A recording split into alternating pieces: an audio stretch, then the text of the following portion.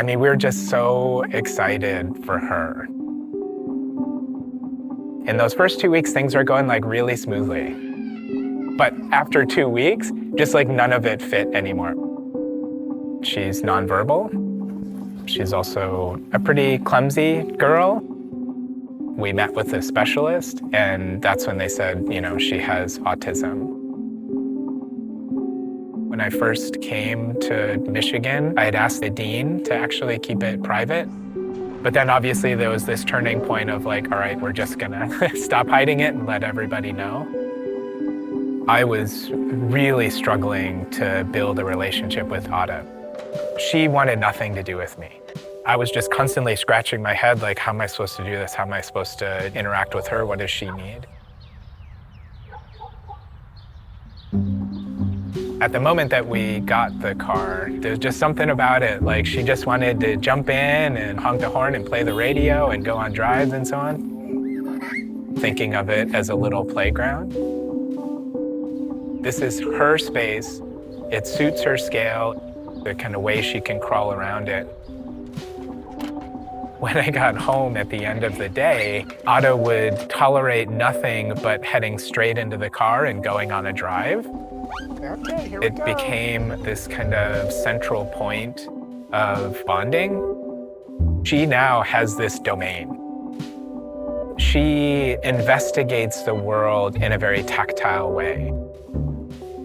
What capacities does the car bring to allow her to interact in a social setting?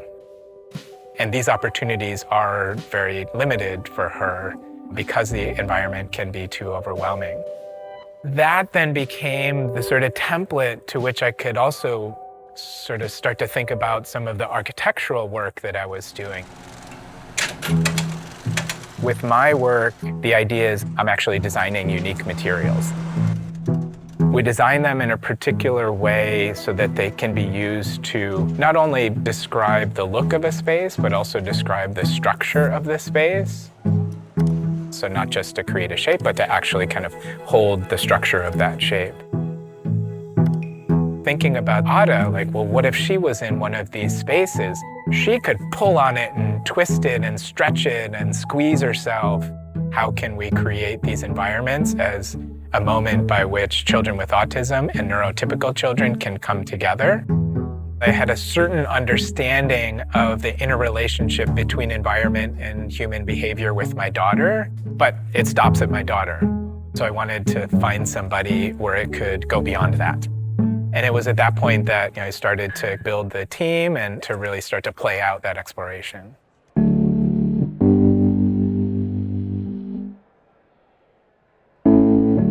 It involves people from psychiatry, kinesiology, computer science, structural engineering, special education teachers, occupational therapists, behavioral therapists. This piece of technology was almost like an equalizer. We know that children with autism very much struggle with social interaction, but through technology, this playscape could enhance their overall experience. Collaboration is difficult. You're bringing in many different people's opinions, own research agendas, making sure that we are both on the same page and we understood the direction that we are taking with our individual goals. Open collaboration has allowed us to absorb a huge array of perspectives. Now that we start to think about how this is really a tool for inclusion, that wouldn't have happened if I was in my own bubble. The easiest way to explain it is this big, stretchy interactive surface that creates a magnified sensorial experience. It allows children with autism to deal with the stresses and anxieties that can be common in normative architectural environments. Ada and I kind of climbed into the structure and she found the way that she wanted to use it. She's got this huge smile on her face. She's like ready to do it all over again. How it becomes a place at which children with autism and neurotypical children can convene, that's the moment we're at to answer that question. At the end of the day, I always say, like, if this work makes people more familiar with Ada and more comfortable with Ada, then I definitely feel we've accomplished something.